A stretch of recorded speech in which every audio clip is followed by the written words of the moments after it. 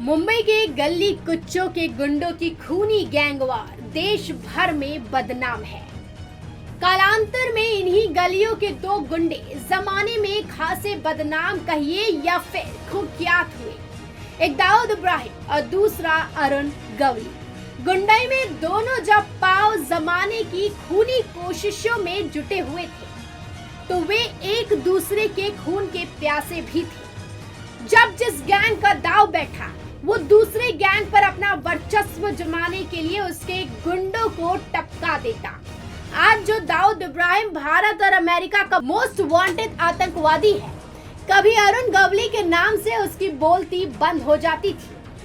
अरुण गवली और उसके गुंडों के खौफ का दाऊद और उसके गुंडों पर खौफ का आलम रहा था। एक गली में कभी भी दोनों गैंग एक समय पर क्रॉस नहीं कर सकते थे। यह किस्सा है सन 1990 के दशक का, जब मुंबई में अंडरवर्ल्ड कम गली कुच्चे के गुंडों के बीच खूनी गैंग वॉर ज्यादा होती थी। 1990 का दशक आते आते दोनों ही गैंग एक दूसरे के कई गुंडों को कत्ल करके निपटा चुके थे। इसके बाद भी मगर गैंगस्टर अरुण गवली और दाऊद खुद को एक दूसरे से बचाकर जिंदा रखने की जद्दोजहद में दिन रात जूझ रहे थे। खूनी लड़ाई के उसी खतरनाक दौर में 26 जुलाई सन 1952 को नागपाड़ा में होटल के बाहर इस्माइल पार्कर का कत्ल कर डाला गया। इस्माइल के कत्ल ने दाऊद को बुरी तरह डरा और तोड़ डाला। इस्माइल चूंकि दाऊद की बहन का पति था, अरुण गवली के गुंडों द्वारा उसका कत्ल कर डाले जाने के बाद तो समझो दाऊद की ऊपर की सांस ऊपर और नीचे की सांस नीचे ही अटक गई। बहनोई इस्माइल पार्कर के कत्ल से दाऊद समझ चुका था कि जिस अरुण गवली के गुंडे उसकी बहन की मांग का सिंदूर पहुंच सकते हैं, वे गुंडे भला उसे कैसे जिंदा छोड़ेंगे। लिहाजा मुंबई की गलियों में छिपते फिर रहे दाऊद के सामने दो ही विकल्प बाकी बचे थे।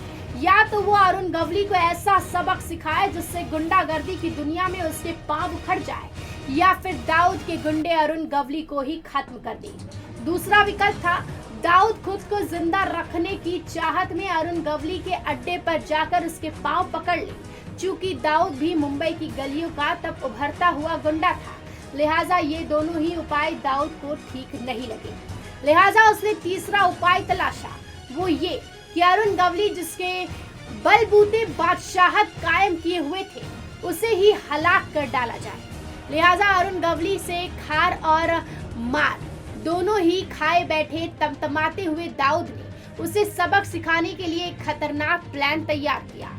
12 सितंबर सन 1952 को ही दाऊद इब्राहिम के शूटर्स ने मुंबई के नागपाड़ा स्थित जेजे अस्पताल में अपने गुंडे भेज दिए। दाऊद के उन हथियारबंद गुंडों ने अरुण गवली के चहीते शशि उर्फ शैलेश हलंदर को, जो कि तब जेजे अस्पताल में गंभीर हालत में पड़ा इलाज करा रहा था, कि सीने में 26 गोलियां उतारकर उसका कत्ल कर डाला। दाऊद के सर पर अगर तब के जमाने में सबसे ज्यादा किसी के नाम का खौफ था तो वो अरुण गवली ही था।